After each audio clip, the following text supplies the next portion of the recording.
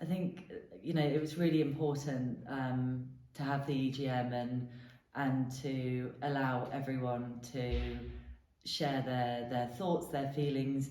It was clear that there is a huge amount of passion for Durrell, and a huge amount of support out there as well.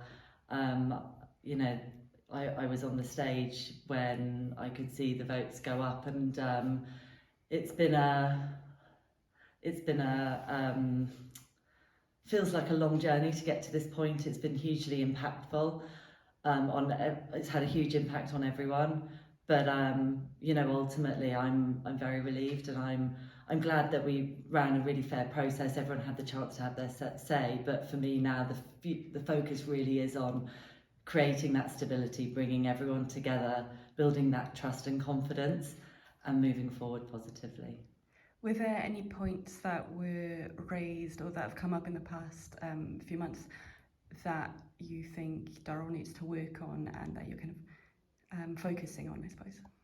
I think all the points that were raised were points that we had heard before. We have been listening genuinely, we have been understanding, we have been reflecting, and we had already really started putting in place measures where we felt they were needed in order to address some of the points. So, we are aware that we could do more around communication and really bringing everyone along on a journey with us.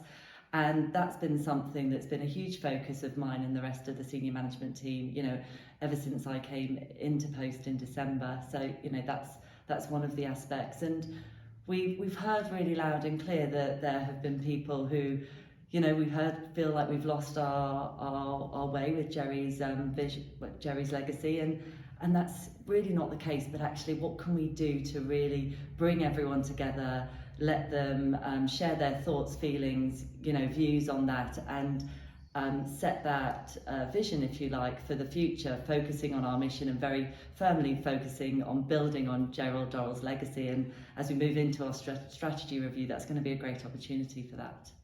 Yeah, and there was a lot of talk about staff and the impact on staff. How have you kind of tackled that? How are you taking care of your staff at the moment? Yeah, it has been a huge impact on staff, and actually I think for us it's really been that personal touch. We've been holding a lot of drop-in sessions. I say it all the time, like mine and others, directors' doors are always open, and people have been taking advantage of that.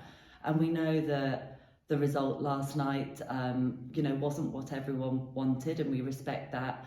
And I really want to focus on how do we heal those divides, those, mend those bridges, if you like, and bring everyone together and really build that trust. And I think, that needs that open communication and for people to talk it out, really, so that we can really move forward positively.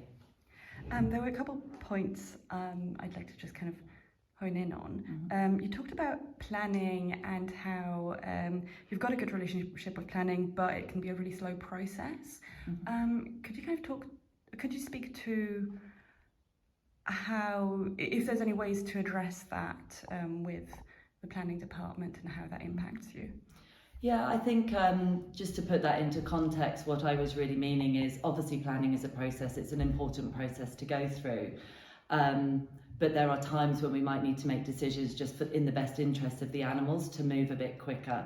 And so there is an element of we can be more proactive in site master planning and understanding, what we need to do.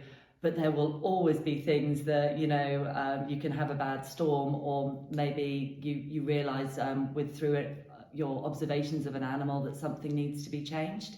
And then, we need to move a little bit quicker just in the best interest of the animals. But, we are communicating with them, we're talking those things through. And actually, next step for us is to really talk about some of the challenges in the site, and is there something that we can do with planning to maybe make that process a little bit easier.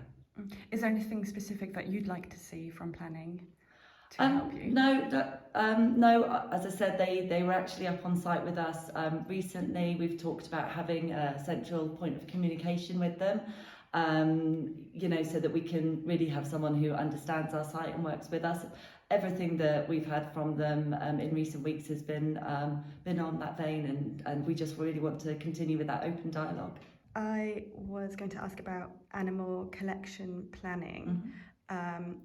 Are you going to take into account the kind of public feedback and the concerns that have been raised? Is that going to impact the strategies in future?